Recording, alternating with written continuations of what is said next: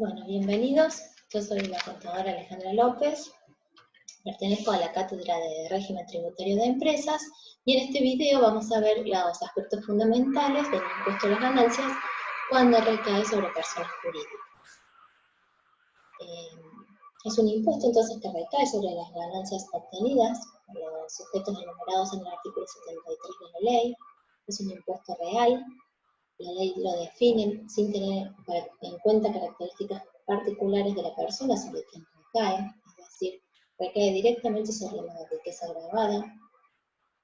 Es un impuesto directo. De acuerdo a la clasificación de los impuestos, veíamos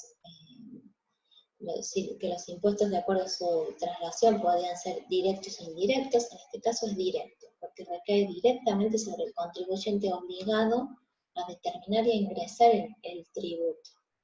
Es un impuesto que grava una manifestación directa de capacidad contributiva como es la ganancia. Y es un impuesto periódico en el sentido que cada año se renueva la obligación de determinar el tributo y de ingresar el saldo. Es un impuesto nacional o participable con las provincias. Como todo el tributo, tenemos el hecho imponible. El hecho imponible consta de 4 elementos. El elemento subjetivo es sobre quien recae. El elemento objetivo es qué grava este tributo. El elemento territorial, es decir, dónde deben realizarse los hechos para que este tributo lo grave. Y el aspecto temporal es cuando nace el hecho imponible. Vamos a ir viendo cada uno de estos artículos y cuando estemos en condiciones de poder responder cada una de estas preguntas, seguramente vamos a entender muy bien el tributo. Los sujetos pasivos están definidos, en primer lugar, en el artículo 1 de la Ley de Impuesto a las Ganancias, donde nos dice que van a estar grabadas todas las ganancias que obtengan las personas humanas, las personas jurídicas y demás sujetos que esta ley define como tal, es decir, como sujeto pasivo del impuesto. En ese primer artículo ya hemos definido como sujeto pasivo las personas jurídicas. Y el artículo 73 nos dice quiénes son esas personas jurídicas. En primer lugar, nos define como personas jurídicas en sociedades de capital. Y son sociedades de capital y las sociedades anónimas, incluidas las anónimas unipersonales, las sociedades en comandito por acciones, en la parte que corresponde a los socios comunitarios, y las sociedades por acciones simplificadas, siempre constituidas en el país. Las sociedades de responsabilidad limitada, las sociedades en comandita simple y la parte correspondiente a los socios comanditados de las sociedades en comandito por acciones, en todos los casos cuando se trate de sociedades constituidas en el país. Las asociaciones, fundaciones, cooperativas, entidades civiles y entidades mutualistas constituidas en el país, y siempre y cuando no tengan otro tratamiento impositivo por esta ley. Entonces acá vamos a hacer una aclaración, si nos remitimos al artículo 26, el artículo 26 nos va a eximir, nos va a hablar de exenciones. Es decir, la ley siempre va a definir quiénes son sujetos y siempre va a tener una parte de exenciones. Particularmente en este punto 3, muchos de estos sujetos están enumerados como exentos. Así que véanlo bien en el artículo 26, por eso esta aclaración. Las sociedades de economía mixta, en la parte no exenta de la ganancia, en la parte de las utilidades, digamos, no exentas del impuesto, estas sociedades de economía mixta son aquellas sociedades que tienen en el 100%, dentro del 100% del capital, parte de capital aportado por el Estado y parte de capital aportado por privados. También nos define como sujeto pasivo a las entidades y organismos que se refiere el artículo 1 de la ley 22.016, que son mayormente organismos estatales, los fideicomisos constituidos en el país conforme a las disposiciones del Código Civil y Comercial, excepto aquellos en los que el fiduciante tenga el carácter y posea la calidad de beneficiario. Los fondos comunes de inversión constituidos en el país. Y en este punto 8 encontramos a las sociedades incluidas en el inciso B del artículo 53, es decir, aquellas sociedades que no responden a la descripción dada desde el punto 1 al 7 de este artículo, entran como sujetos pasivos también del impuesto. Este artículo 73 también nos nombra como sujetos pasivos a los establecimientos estables. ¿Qué se entiende por establecimiento estable o establecimiento permanente, como los define el artículo 22? Son, digamos, no es más que un lugar fijo de realización de negocios, en los que el titular del exterior realiza, a través del cual, digamos, el titular del exterior realiza todo o parte de sus actividades en la República Argentina. Este artículo 22 nos define qué se entiende por establecimiento permanente y qué no es un establecimiento permanente. Puede ser un establecimiento permanente, una oficina, una fábrica, un local. Bueno, tenemos el punto 2, que es el segundo elemento del hecho imponible, que es el objeto. ¿Sobre qué recae el impuesto a las ganancias? Y el impuesto a las ganancias va a recaer sobre la ganancia neta obtenida por los sujetos pasivos numerados en el artículo 73. ¿Y qué se entiende por ganancia neta sujeta a impuesto? Que ese es el objeto del impuesto. Para eso nos vamos a ir al artículo 23.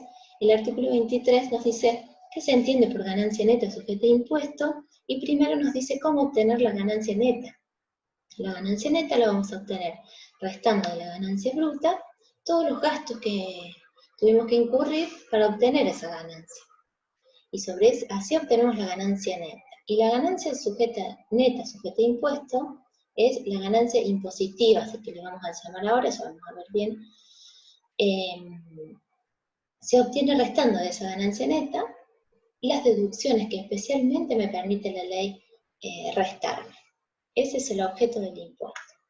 El aspecto territoriales nos responde a la pregunta ¿dónde deben realizarse los hechos? En el caso de personas jurídicas, para sociedades de capital constituidas en la República y para sucursales de sociedades constituidas en el exterior, estos sujetos van a tributar por las ganancias que obtengan en el país y por las ganancias que obtengan en el exterior. Y las sociedades constituidas en el exterior van a tributar por las ganancias obtenidas en el país. ¿Y qué se entiende por ganancias obtenidas en el país o ganancias de fuente argentina?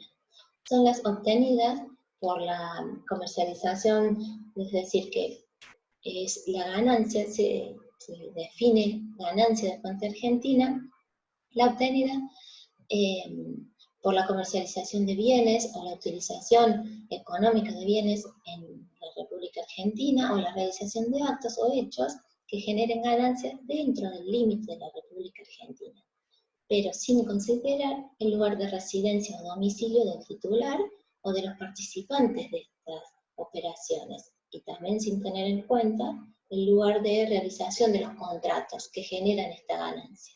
Es decir, todo lo que se utilice, toda la ganancia que provenga de bienes utilizados económicamente en el país o de la realización de hechos económicos en el país, dentro de los límites de la nación, sin considerar la residencia o el domicilio del titular o de los que participen en esta obtención de la ganancia. Eso es ganancia de fuente argentina y lo ven en el artículo 5 de la ley. El último elemento, que es el elemento temporal, como vimos, es un impuesto de ejercicio en el cual todos los años se renueva esa obligación de determinar el impuesto y de ingresar el saldo. ¿Y cómo lo hacen? ¿Cómo lo materializan ese cumplimiento a las sociedades, a las personas jurídicas? Lo materializan presentando una declaración jurada anual. Desde la fecha de celebración, es decir, la obligación de presentar esa declaración jurada anual va a estar dada desde la fecha en que celebren el contrato para los ejercicios que va a incluir, desde la fecha que celebren el contrato hasta la fecha en que se disuelva esa sociedad. Todos esos ejercicios que involucren la vida de la sociedad, digamos, todos esos años que dure la sociedad o la persona jurídica desde el inicio, digamos, del acto fundacional hasta su liquidación, o en el caso de la liquidación, o que cese sus actividades, todos esos ejercicios involucrados van a estar con la obligación de presentar esta declaración jurada anual. ¿Y qué se entiende por ejercicio económico o ejercicio fiscal? Está definido en el artículo 24, que ya lo vamos a ver. Como dijimos, la ganancia neta sujeta a impuestos se obtiene restando de la ganancia neta todas las deducciones que la ley me permite.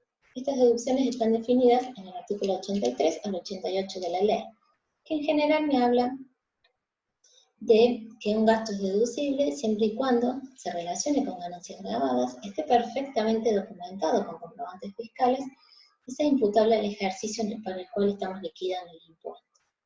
Y el artículo 91 nos habla de las deducciones especialmente admitidas para la tercera categoría. Esto merita un videíto aparte, que ya se los voy a subir también. Y el artículo 92 nos dice qué deducciones no están admitidas. Por ejemplo, una deducción que no está admitida es los gastos del contribuyente y de su familia, por ejemplo, gastos personales. Eso no estaría permitido porque son diferentes a los gastos que yo me veo en la obligación de hacer para obtener la ganancia grabada. Lean bien ese artículo 92. En cuanto a la imputación de gastos, ¿qué imputo al ejercicio fiscal? Bueno, van a ser todos los ingresos que se devenguen en el ejercicio fiscal, y igual imputación van a tener los gastos, es decir, que los ingresos se imputarán al ejercicio en el cual se devenguen, y los gastos igual. Bueno, salvo que se disponga lo contrario, pero en general es en el ejercicio en el cual se devenguen. Ya vamos a ver bien este artículo 24. Sobre esa ganancia neta, es decir, una vez que nosotros tenemos el objeto del impuesto, que es la definición de ganancia neta sujeta a impuesto, una vez que la obtenemos, vamos a aplicar la tasa. Y la tasa vigente es del 30%, pero va a estar vigente hasta el 31 del 12 del 2020. Perdón. Es decir, que la tasa vigente del impuesto del 30% es aplicable a los ejercicios que inician desde el 1 de enero del 2018 hasta los que inician el 31 de diciembre del 2020. Para los ejercicios que inician el 1 del 1 del 2021, la tasa va a ser del 25%. Y la ley nos habla, en su artículo 73, de una tasa adicional para los establecimientos permanentes. Los establecimientos permanentes van a tributar el impuesto de acuerdo a la tasa que vimos en la filmina anterior, pero van a tener una alícuota diferencial que se refiere a un impuesto, también a las ganancias, que van a aplicar sobre las remesas que envíen al exterior. Es decir, que una vez que paguen el impuesto, supongamos que remesan sus utilidades, sobre esa remesa de utilidades también van a tributar el impuesto a las ganancias, pero una tasa del 7% para los ejercicios que inician el 1 de enero del 2018 hasta el 31 del 12 del 2020. Y para los ejercicios que inician a partir de enero del 2021, esa tasa adicional va a ser del 13%. Bueno, como dijimos, es un impuesto de ejercicio, y al ser un impuesto de ejercicio no grava hechos aislados, sino que grava la sumatoria de resultados positivos que se fueran generando dentro del ejercicio fiscal. El artículo 24 nos dice qué es el ejercicio fiscal, qué comprende, qué fechas comprende. Comprende desde el 1 de enero de cada año hasta el 31 de diciembre. Pero nos hace una salvedad. Es decir, que podríamos generalizar, como dice esta filmina, que el ejercicio fiscal comienza el 1 de enero, finaliza el 31 de diciembre, el ejercicio fiscal es igual al año calendario. Pero el artículo 24 nos hace una salvedad. Las personas jurídicas que lleven registraciones contables que le permitan obtener un balance en forma comercial, su ejercicio fiscal va a coincidir con el ejercicio económico. Por ejemplo, si su ejercicio económico termina el 31 de agosto, el ejercicio fiscal también va a ser desde el 1 de julio, desde el 1 de septiembre, perdón, de un ejercicio, al 31 de agosto del otro ejercicio. El ejercicio comercial va a ser igual al ejercicio fiscal. Eso en el caso de sociedades o de personas jurídicas que lleven registraciones contables que le permitan obtener un balance contable. Para quienes no tengan un sistema de registración contable, que no obtengan un balance en forma contable, y el ejercicio económico, el ejercicio fiscal va a ser del 1 del 1, es decir, del 1 de enero al 31 de diciembre. Como verán, estos cuadritos tienen la llamadita A y la llamadita B. Vamos a ver cómo obtienen la ganancia neta sujeta a impuestos cada uno de estos sujetos. En el caso de las personas jurídicas que llevan registraciones contables que les permita confeccionar un balance comercial, van a determinar su ganancia neta imponible partiendo de su ganancia o de su pérdida comercial. Es decir, van a tener un resultado contable, ganancia contable o pérdida contable según lo que haya dado el ejercicio. Entonces, esa ganancia contable o esa pérdida contable la vamos a transformar en ganancia o en pérdida impositiva. Vamos a hacer los ajustes para llegar a un resultado impositivo. En la ganancia contable o la pérdida contable se van a sumar los importes de deducciones que están contabilizados, pero que la ley no permite tomarnos como gasto. Por ejemplo, el mismo impuesto a las ganancias. Contablemente se va a registrar el gasto, pero impositivamente no está permitido deducir el impuesto a las ganancias digamos, para calcular la ganancia neta sujeta a impuesto. Restar las ganancias exentas, por ejemplo, contablemente, por supuesto, vamos a registrar un ingreso, pero que impositivamente la ley nos permite, y es decir, que está exento, así que lo vamos a restar de esa ganancia o de esa pérdida contable. Vamos a sumar o restar aquellos conceptos, digamos, aquellos conceptos que no se hubieran contabilizado en el ejercicio, por ejemplo, por diferencias de criterios de imputación. Vamos a sumar o restar el cálculo, o el resultado que nos dio el cálculo por ajuste por inflación contable. Es decir, vamos a sacar el cálculo que nos dio, o el resultado que nos dio el cálculo del ajuste por inflación contable, y vamos a hacer un cálculo de ajuste por inflación impositivo en el caso que corresponda, y lo vamos a sumar o restar. Los cálculos de ajuste por inflación impositivo y contable son distintos, por eso vamos a sacar el contable y vamos después a incluir el efecto de la inflación calculada impositivamente. En forma de resumen, al balance contable se le van a sumar conceptos que se dedujeron contablemente y no se admiten impositivamente, y se van a restar conceptos que se sumaron y cuya gravabilidad no corresponde porque la ley especialmente me los exime. Así llegamos del balance comercial al balance impositivo, que nos va a dar el resultado impositivo. Siempre en el caso, esto vimos, que es para aquellas personas jurídicas que llevan registraciones contables. Cuando no hay balance contable, el artículo 4 y 128 del decreto reglamentario nos dice cómo obtener la ganancia neta sujeta a impuestos. Y es tomando el total de ventas o ingresos, le vamos a restar el costo de venta, le vamos a restar todos los demás gastos que disminuyen nuestra ganancia, y vamos a restar gastos y deducciones especialmente admitidos por la ley. Vamos a hacer más o menos el ajuste por inflación, es decir, ponemos el resultado, ya sea que haya sido positivo o negativo, del cálculo del ajuste por inflación impositivo, y obtenemos el resultado impositivo. Este sería el resultado, digamos, el esquema de liquidación. Partimos del resultado contable, vamos a hacer los ajustes en más o en menos, del ajuste contable, por inflación contable, del ajuste por inflación impositivo, más o menos ajustes impositivos. Y llegamos al resultado impositivo, que es la ganancia neta sujeta a impuesto, que es el objeto del impuesto. Sobre este objeto aplicamos la alícuota. Y así obtenemos el impuesto determinado.